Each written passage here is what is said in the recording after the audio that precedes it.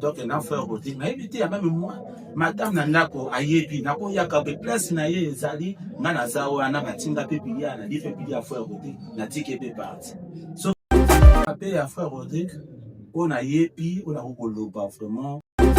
Alors les gens demandent pourquoi frère Boma. C'est comme si Alingi va featuring était dans Bandikonaye, notamment qui vient la frère Rodrigue Kobanda. Mais jusqu'à présent, jamais tout le monde a venu la featuring. Atana maman Clément Sabuna, avec qui tu es vraiment bien, jamais tout le monde a featuring. Qu'est-ce qui ne va pas? Oui, depuis Nazara Namboko, première fois, on a mon degré à événement à Mouli. On a profité pour les Congolais, pour Brassavillois, vraiment, le 11 wana vraiment, pour n'engager adorateur non so. Et ça, le Congo d'abord, pour y avoir des chrétiens, ici gospel, ils sont non so.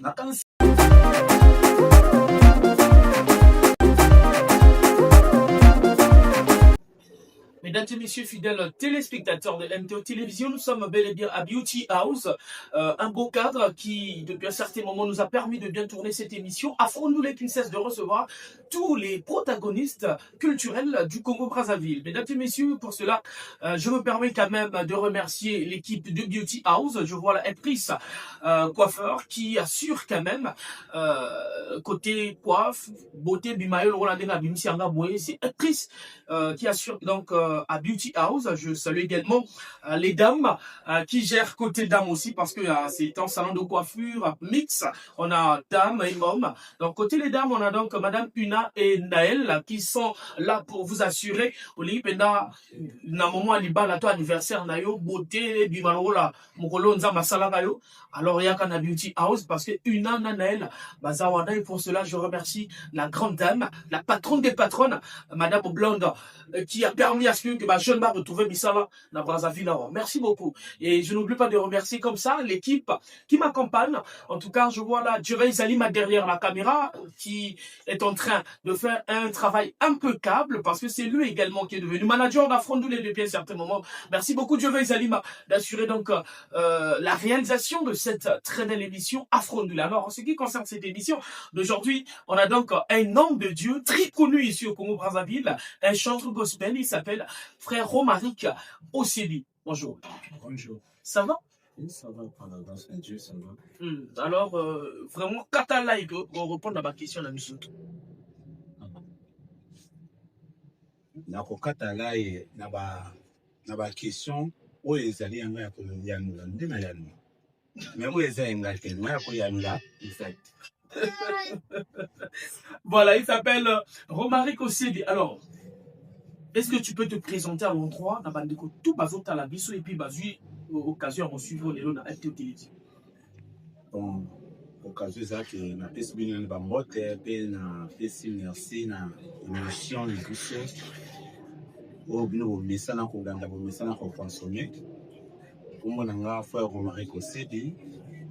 Naza moko ya adorateur. Toujours ça de la musique. Donc musique nous sommes que musique gospel. Et c'est mon anglais ça qui vraiment il y a ko zala isusu pour na couper sabino tant mususu kala mais frère Romaric azo mona na te nga yo susu bazwinga. Donc naza awa na bino ba question ezali aye mais ba réponse ezali anga. Alors qu'est-ce qui se fait que Buno chanteur gospel à Congo Brazzaville boninga pas trop média bah c'était ngayo tamoyo bah c'était Rodrigue Kobanda au boningi vraiment vous êtes au top mais Bukimaka ba émission qu'est-ce qui fait que Bukimaka l'émission bato wana na yebite soki tokimaka l'émission mais yo lelo ozwinga ndeni il fallait la luka kaka il fallait lukanga mais essayer pe bango ba luka biso ngana koyaka émission ya moto soki moto abenga tina koyaka ndeni. Pour on a yaka na de l'émission il faut une appel moko. Non mais c'est que chez lui Nataba Bengi c'est très difficile bon on dit ma oui après c'est très difficile que jour bon tourner après bon respecter bena rendez-vous. Ah bon mais quand on tourne à bateau banani bapenga frère Roma ayakati nakasi moto nyo sabenga kana zalaka na basuko ba émission ba MV bango to bapenga kana ya kawana mais soki toza te par rapport oyebi ke tosalaka musique makambo kaka ya musique te na mokili oyo toza makambo ebele tozosala meme na église mosala donc makambo eza ebele okobenga nga par rapport na programme oyo naza nango ifo natala emploi du temps eza nini bandeko mpe tozosala na bango ifo bayeba ke appel yango babengi eza mpona nini donc un peu ça. Alors, frère Omari Kosebi, j'étais connu au sein de LCI Productions, la maison bel et bien de notre papa, Claude Mieré. Alors, jusqu'à aujourd'hui, tu es toujours dans LCI Productions ou bien tu as déjà LCI Productions?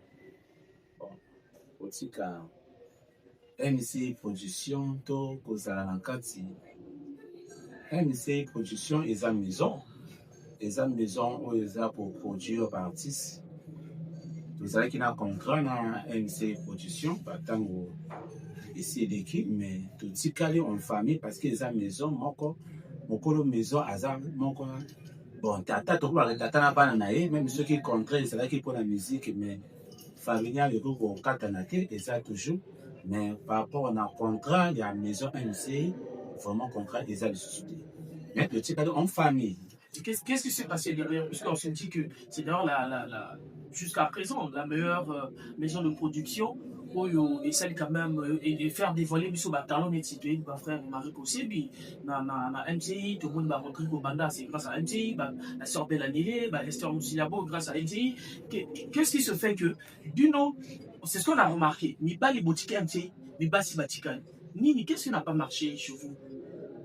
Bon eloko moko lobi mibali bake mibasi batikali non eza mibali bake kaka te basi batikali te soki olandi na maison MCI Production en dehors na frère Rodrigue Caris bandeko mosusu tosalaki album compilation des adorateurs mais eza na frère mpo mosusu aza wana na kati ya maison MCI le frère Abakouk azala na pont nord donc moko ateke kaka basi moto batikali mibali bake non basi mpe baza mibali mpe mosusu batikali.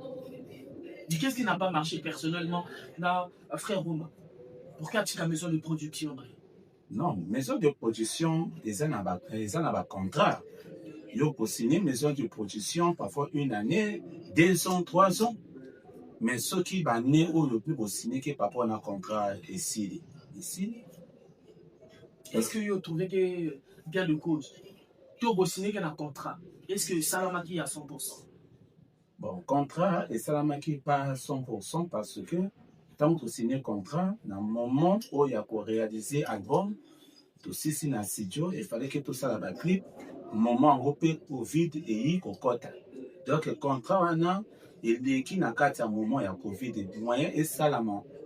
Ndenge to kanisaki parce que à travers Covid et comment qui m'a embêté.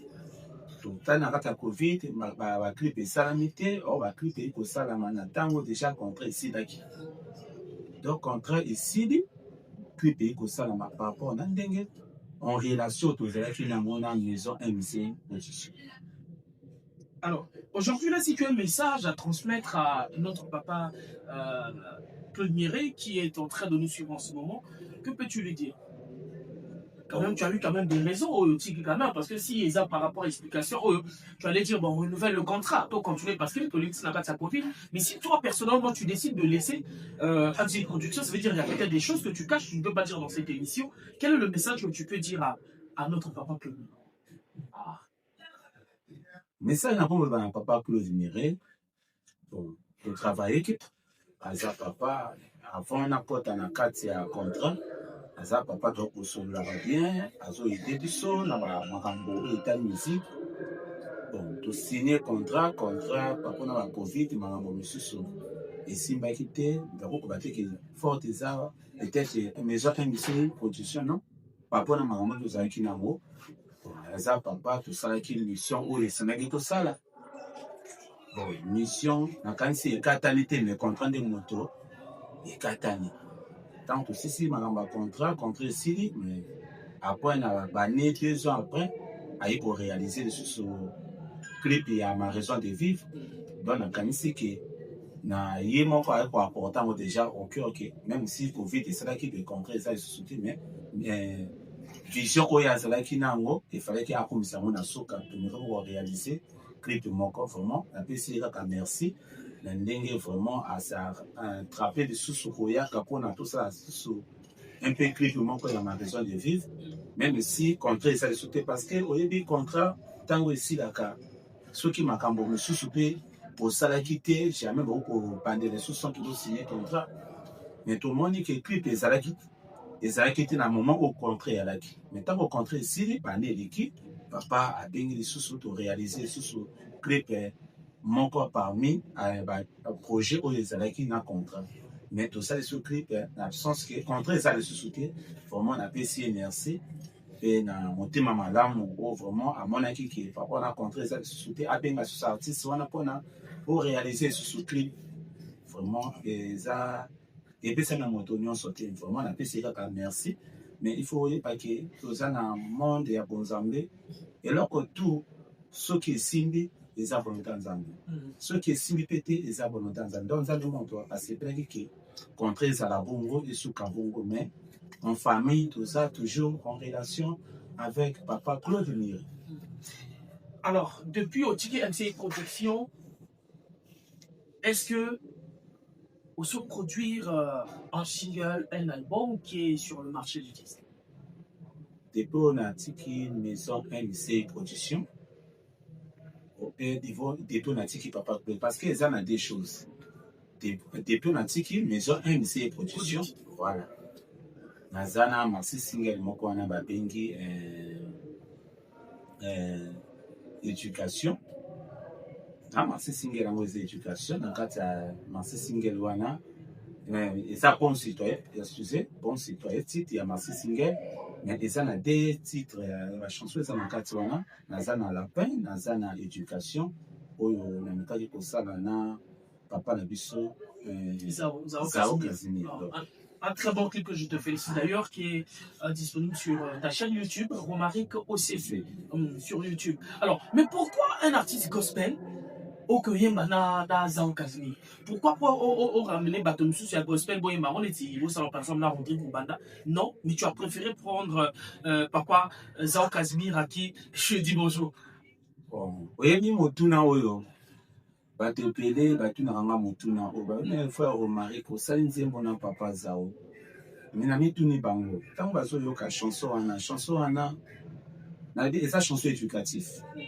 Ya pourquoi to sali banze ba lapin parfois na so mona bandeko na biso kuna na Kinshasa kuna bazo sangana parfois ko sala nzembo ba lapin mais ce que sa chanson ou esa éducatif esa pona banane est-ce que esa mabe ya koyemba ngona moto koyemba ngo pena roga okoyemba ngo pena ya lokola roga c'est bazomo na twana nje kumoke na sens ya kopengwa surtout yo ça la style ya rumba non na gospel rumba na ça kokene na compte ya kopengwa te tango na sala ki chanson ya indépendance mota c'est pas toi sepelaki na chanson wana tango amoni ce projet ya chanson éducatif mais pourquoi pas chanson éducative comme papa Zao pe ayemba kami wa chanson éducative pourquoi pas oyemba mona ye tozwaki mwa temps mingi ya ko réfléchir na yango pe ya komitu na nzambe parce que la plupart bato zoba mais chanson yembi na Zao oh eloko moko te nde nazotamba na vie musicale nazosala musique gospel nalobaka na nzambe eza na eloko moko te na okosala eza na gloire na yo te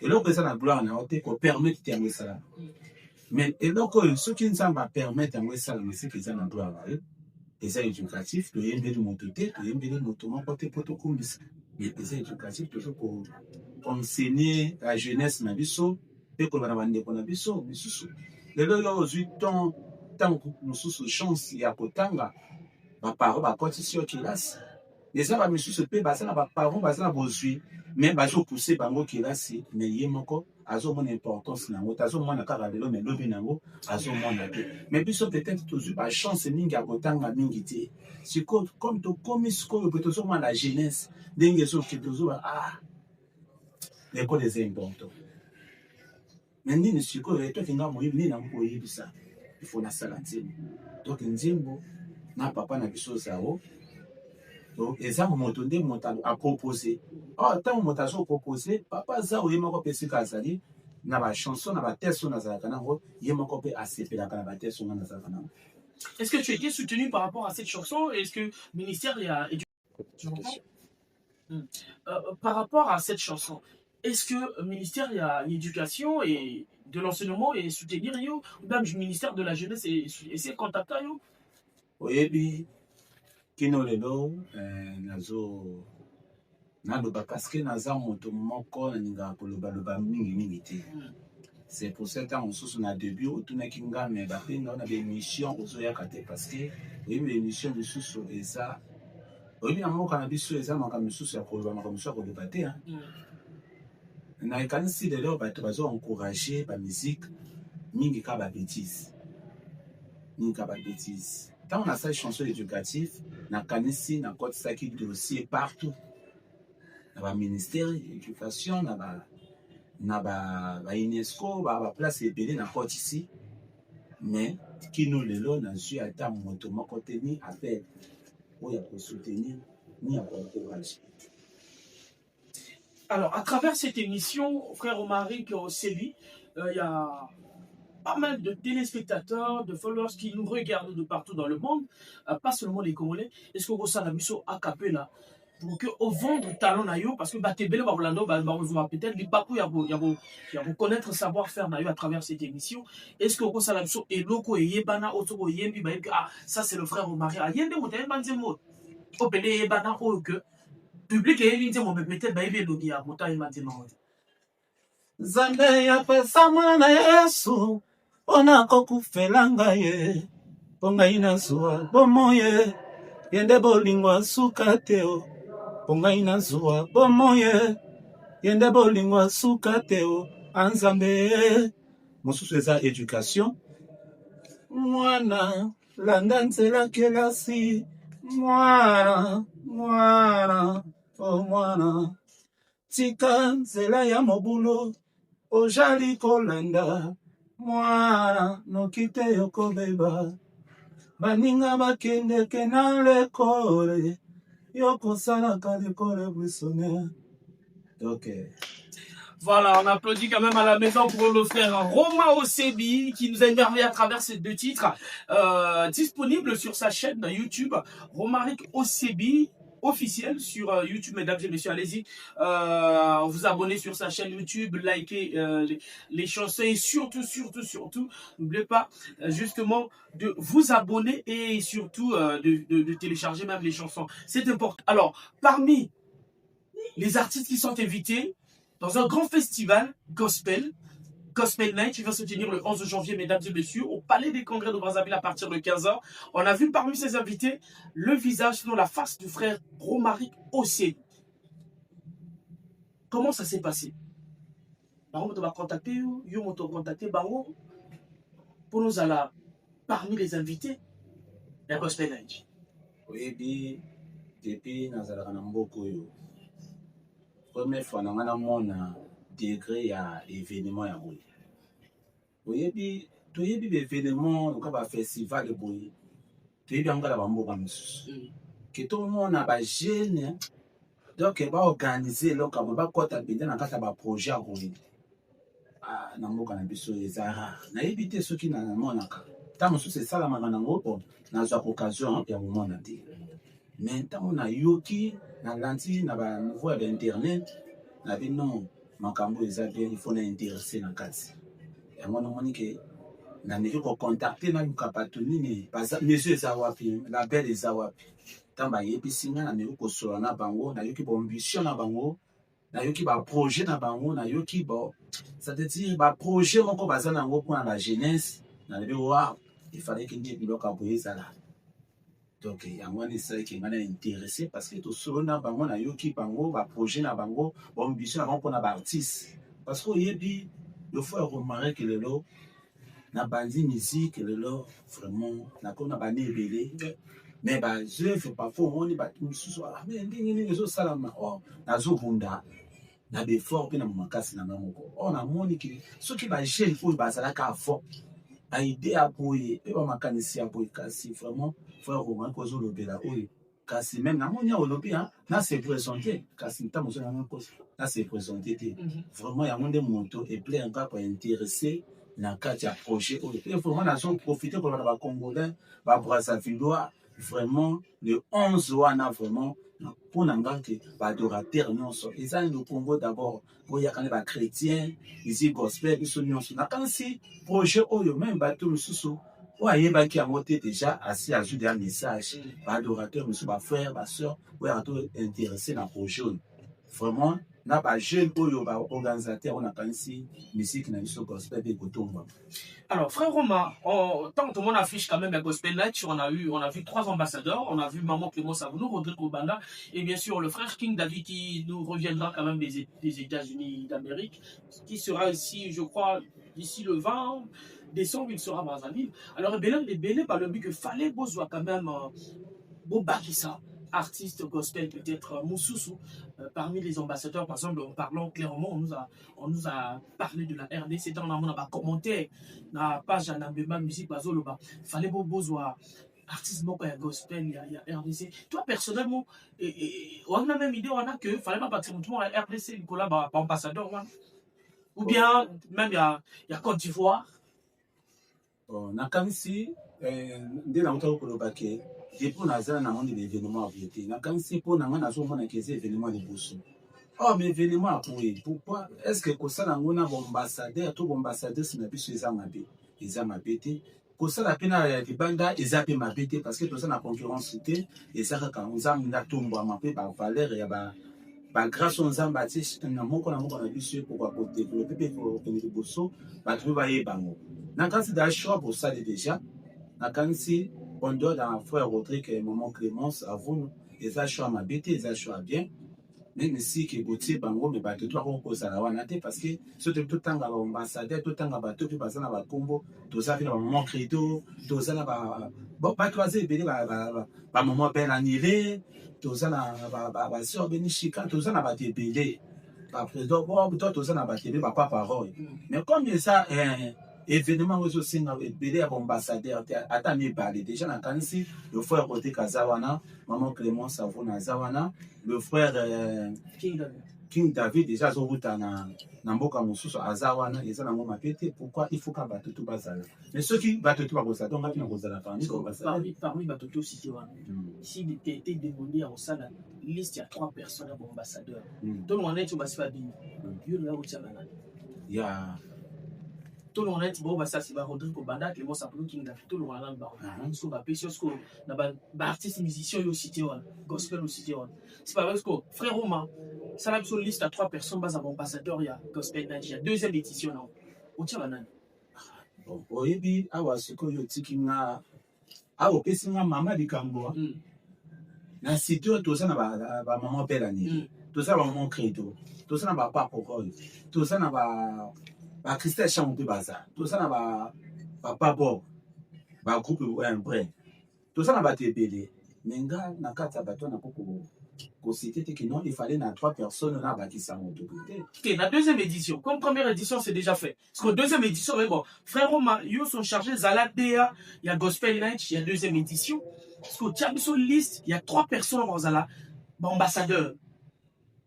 Oui, puis tango soutien ambassadeur. Et ça facilité hein. Net petit déjà maman Clémence la première édition au tir Rodrigue et ça peut biso tozo mona et ça peut pas tout passer dans l'actualité. Mais tant on sous ce bateau pour tungana na cité wana la deuxième édition actualité ina bateau misusu. C'est quoi on te kinga na minute on a vraiment. Donc on a suki wana to c'est la même to c'est la deuxième mais to c'est la name mususu tango to kosana moto ko iba bana bazana actualité bana bazana bon to placer bango bon to placer. Merci beaucoup quand même. Merci beaucoup quand même. Alors, je vous rappelle que les billets sont disponibles et sont déjà... vous pouvez trouver les billets à Beauty House, juste à Maman Dina. Les billets de Gospel Night sont à Beauty House, à Maman Dina. Également, vous pouvez recevoir directement les tickets en ligne. Vous tapez juste... la page de Napemba Musique.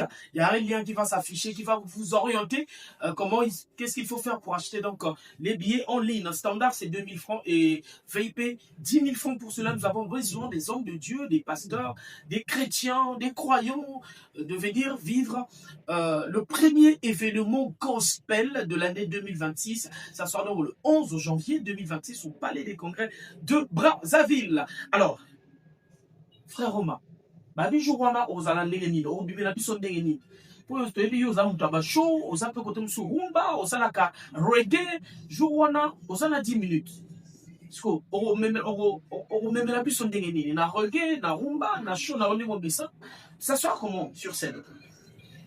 Sur scène vraiment eloko oyo nazopromettre bana nzambe bino boyebi nayebi ke ebele ntango omonaka na baconcert otunaka me frère biso tokasaki vraiment ekosuka vraiment ndenge no ochangeaka te ezaka nde tozotravaille parce que frère roma azotravaille moko te eza groupe loi l'éternel naza na bato toyebi ke eza journée tozoyaka te mpona tosala concurrence mais eza journée tozoyaka mpo totombola nzambe totombola musique ya mboka na biso mais comme toyebi ke musique eza lokola foot tango sokeli fosala eloko moko ezala bien nakanisi boyaka le 11 wana le 11 janvier bokozala dessus te ndenge mpe bozalaka dessus te bokozala dessus te ata na nga ata na bandeko mosusu bokozala dessus te mais nakanisi nazoprépare eloko moko ya bien mpona journée wana ekondeka vraiment malamu nakokoyebisa bino te ke rumba nakoyebisa bino te reke te me boyaka kaka journée wana basurprise ekozala ntango mosusu nakoyemba na longo mosusu. Alors les gens demandent pourquoi frère Boma. C'est comme si Alingi va featuring na bandikonaye, notamment qui vient là frère Rodrigo Banda. Mais jusqu'à présent, jamais tout le monde a vu la featuring. Atana maman Clément Sapuna, avec qui tu es vraiment bien, jamais tout le monde a featuring. Qu'est-ce qui ne va pas? Olobi, eloko moko na nation misayo, olobi, notamment tozalaki bien na frère côté, on a frère côté tozalaka. Tobe banate, tokope banate. Tokope si ko sola bien. To sola malamu tobi akesika moko. Pongi pesika moko ate ya to na wa kesa na lokuta. Na frère Rodrigue. Tana ni frère Rodrigue au banda. Romari aussi. Bozo mate ke ba air wana zo. Ouais, la nene me balba na ka kyo, ne na wa solo que ba bien invité donc quelque part. Yo ba peso caché mouké, yé ba pesa moins élevé, après yo aussi ka nango. Ça veut dire qu'il y a motaza qui peut-être na makambo wana. Et ça là moi nous montre bien mibale jusqu'à présent. Oni makambo yo ka bien moto boye ba kango. Même biso to za wana to yebi amote. Ni makambo to zo bo na yebi amote. Na frère Rodrigue. Na benga bena na téléphone c'est voilà. Na yebisa yo loko moko na frère Rodrigue to za la baninga. Hein? To sa penza baninga. Mais to so totali na mvula aza ya na ngai. Donc aza ya moko na respecter ki mais na mosala na makambo epede to za la baninga parce que amitié wana nungula ya na ndenge to kuma baninga. Hein? Donc na frère Rodrigue na éviter ya même moi madame Nandako ayebi nako yaka be place na ye ezali ngana zawa na batinga pe bilia na life bilia frère Rodrigue na tike pe parti so ka yeba abodi appartient parce que les na yeka ki wana donc na frère Rodrigue to ça na relation bien to ça pas souvent na ba featuring na nina sur ça yo featuring na kata album au fond compilation na ça qui peut featuring na la sœur de l'année na maman excusez il y a MCI mais tout ça on monte comme ça chemin solo mais na frère Rodrigue toi na ba projet belé to ko loba mote ko ke ba to ba yepa to za na ba projet belé na frère Rodrigue déjà to peta ka ba featuring mingi ya ba live même na ba concert même na ba journée moko pour na sur micro frère Rodrigue sur micro to so yemi l'autre mon se mettre ka numa c'est la featuring peut-être album. Et ça m'a pété, mais ceux qui ont produit plutôt ça la future en deux ans. Alors, yo va dire trop na Rodrigo Bang baza même moninga non bien sûr ayana moninga na sens que to so na amitié pas rien maintenant asa kulutu péché mignon ya Rodrigo les amis c'est-à-dire mabe na ero chez au sepela na wezarani mabe o biko o mabe na ye mais yusko o va na nga bon mabe ya frère Rodrigue on a yepi on a kokoloba vraiment ayebi ni kolobati mabe ni tunamona kawana ato salé likambo na mabe na malam atala ayebi ni kolobati nakasi ba question oso poser na ngaso ke frère Rodrigue kasa ko tshomsa te loko moko te mabe na ye ka wana ayebi ni kolobati bola mona ye tu ezani azana bola mo vrai et aza moto moko aza saint ayebi ko soana bato ayebi ko fana bato vraiment ayebi koconsidere bato ayebi kotika bato na esika na nakanisi namoni opose nga question malamu na ye déjà malamu na liboso talaka fiche oyo projet wana eza na yango ya concert tala andimi mbala moko me nakanisi pondimo ya nzimo wana ezolakisa da simplicité oyo aza nango parce que baso kotali fo ya kote kotali babonderole na braza presque chaque jour abetaka siko occasion nini opportunité nini ya kokopesa so na moto ababengi kaka komwa activité moko yokanisi eza kaka parce que aningaka ayebana déjà ayebani déjà donc simplicité ni eza wana ntango obingi na eloko ayebi okonanga so nasala baactivité fo ya kote nasala beso tosamwa likambo soki obingi soki vraiment aza disponible na mboka aozalaka namoni obengaka te neti ya respecter peut-être bapel non te ou bien otobenga te fo ya kote tobenga nayebi soki tobenganaka non mpona baprojet moko boboyimba esukaka na baprojo esukaka na baconcert non tosala baprojet na biso oyebi tosala baprojet misusu eza ya koloba toyebi baprojet misusu eréalisa te parce que moto nani aza na projet nani eza nani prêt alobi mpe oyebi batendeur mingi bazalaka même na niveau spiritualité le diable pas ofeye biso kala bamaloba toyana bamakambo misusu nayoka ndeko moko alini ndoto nyonso eza ya kolobaloba te se nzambe alatisa yango nzoto donc eza bongo soki eza na baprojet na fo ya kotika aza kulutu na nga esika mpe azali vraimen napesi ye mbote le fo ya kotika obanda napesi yo mbote donc il faut efana na mobanzi. Merci beaucoup, frère Omar. Nous avançons lentement sûrement vers la fin de cet entretien avec frère Omaric Osebi, qui aussi va se produire le 11 janvier sur le même podium que Rodrigue Obanda, Clément Savounou, King David, le 11 janvier au Palais des Congrès, mesdames et messieurs, que personne ne manque. Et vous aurez donc des numéros juste au bas de vos écrans. Comment faire pour acheter aussi le ticket? Ça se fait à Bozo Abatiké Nabino. Livraison même à domicile. Je vais là, il est là, à Bakouk. Il y a Nambemba Musique est là, il viendra même vous livrer quand même ces tickets à la maison ou soit à votre service. Mesdames et messieurs, on va aller prendre le dernier virage. Dernier virage, frère Omar. Actualité n'a eu les années. Tout ma projet n'a eu d'avenir les années. Aux années la préparation album en vue, aux années concert hormis le 11 janvier, ou bien seul événement, seule actualité non pour l'instant, Zakaka, le 11 janvier au Palais des Congrès. Bon, nazana projet, c'est là makambo moko soki nzamba asungi biso je crois que le 14 kaka na décembre awa tokozala na journée d'adoration moko na marché tiri wana na avenue Général Forum Chipa na église de la Main de l'Éternel na kanisi servante de Dieu ici bazali kuna déjà pasteur Doré Songa agent milenge la déjà eloko wana après rendez-vous ceux qui to l'équipe de 14 quand c'est biso nyonso awa tozalaka le 31 décembre on donne le 31 décembre na yebisa bana nzambe on devait ça kamoko le 11 wana le 11 janvier vraiment événement bona de tikala kosala matena na yoka pété vraiment tozala wana totondisa parlement wana eloko moko na zwi na internet bato bazulu babeme bobengi bapaya te est-ce que parlement ekotondama or na lebi parlement ekotondama biso mwa toza awa so totondisi parlement te donc il faut que le barbo beta rappeler c'était na ba église l'église eza wana tomonaka ba musicien okuna soka azobeta kaka ye wana atini bafane ne bokini kosoutenir bongo biso corps de Christ oyo eza likambo ya frère Roma te ya frère Rodrigue te ya moi Clémence te eza likambo ya biso nyonso donc bato nyonso basala musique gospel oyaka tokɔta na projet tobeta le 11 pe église ba église movimba église na mboka na biso tosanga na mokolo tosomba batike so tosali batike parce que tomoni ke na miko kotanga na se na sponsor azate oh eza pe trop tard pour na sponsor bayaka vraiment soki bozala boya kokota na projet oyo tosala ne projet biso moko bana mboka totala ndenge nini yango kopesa mais na kanisi eloko nyonso asalaka oyo eza na posa nzambe oyo eza pe na bolamu mpona nzambe nzambe akɔtaka na kati mpe ereçu nango na kasi journal nekolekama. Alors numéro nini bako contacter frère Omaric mpona baprestation? Bon mpona kocontacte nga numéro naza na 06 MTN naza na 626 44 22 06 626 44 22 wana okozwa ngai okozwa nga soko olingi oyeba mpe makambo misusu naza na page ya Facebook wana eza Omaric Osebi officiel na YouTube otape kaka Omaric Osebi okozwa naza wana napetaka na mabala toza na oningi vraiment bayembela na libala nzembo ya libala obengi kaka banimero wana na bafete naza déjà wana disponible mpona moto nyonso pe mpona l'église. Merci beaucoup, frère Omari Kosebi. Je n'oublie pas de remercier comme ça l'honorable Dani Miré qui ne cesse de nous soutenir également.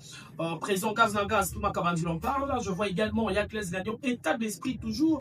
DG Boris Miré, le vrai DG de la République, Boris Miré. Merci beaucoup. Le Big Boss, DG, il y a maman Mélène. Ingobal Sousouté, maman Mélène Miré. Merci beaucoup et je remercie également le beau cadre qu'on m'a reçu. En tout cas, ce matin, on a donc Beauty House, un excellent salon de coiffure, chapeauté par elle-même, la patronne, madame la blonde, maître actrice est là, pour la comme ce gito, comme si lelo.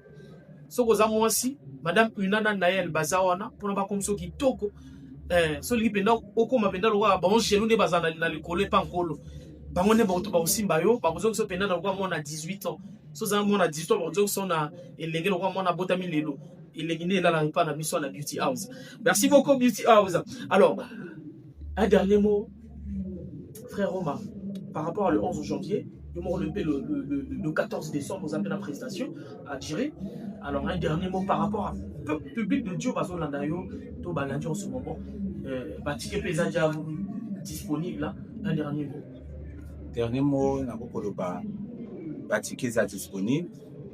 Obenga na numéro boza ko afficher na écran to bobengi na numéro na ngape okozwa ba ticket na bino na l'église na za point ya ko déposer bino ba ticket na yebisa peuple de Dieu eza likambo ya moto mon côté ya église mon côté eza ya corps de Christ église nyonso to sangana wana mokola le 11 to ndesa ni parlement wana parlement eza en moké eza moké même na des églises et tout ça parle même église moko et tout ça parlement tout sangana wana tout soutenir un projet oyo bande kona biso bazana ko bina vision bango ba ina ngo ya sika pona musique na biso ya gospel pona ko to donc rendez-vous et sera kawana de 11 vraiment tous à la wana tout ça parle.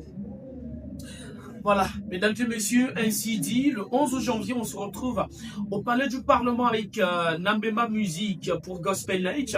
Comme ambassadeur, je l'ai dit, Rodrigo Banda est l'un des ambassadeurs, Clément Savounou, l'unique ambassadrice, et puis King David qui nous reviendra des USA, des États-Unis. D'ici le mois de décembre, il sera bel et bien en République du Congo, bel et bien Brazzaville. Et donc, je vous fixe rendez-vous le 11 janvier, parce que moi-même, je serai maître de cérémonie, je serai sur scène, Mermetiba sera sur scène avec vous. Donc, ne manquez pas le 11 janvier au Palais des Congrès à partir de 15h. Mais entre-temps, notre émission, Afondulé continue de faire son chemin après donc Romaric au CBI qui nous a fait l'honneur de respecter notre invitation. Et on aura donc d'autres invités, peut-être Nathan Carter, qui est aussi l'un des invités. Peut-être Maman Clément Savounou, peut-être Rodrigo Banda, je ne sais pas, peut-être King David, je ne sais pas. Non, moi, je vous dis de rester fidèle sur votre chaîne MTO Télévision. Ciao, ciao.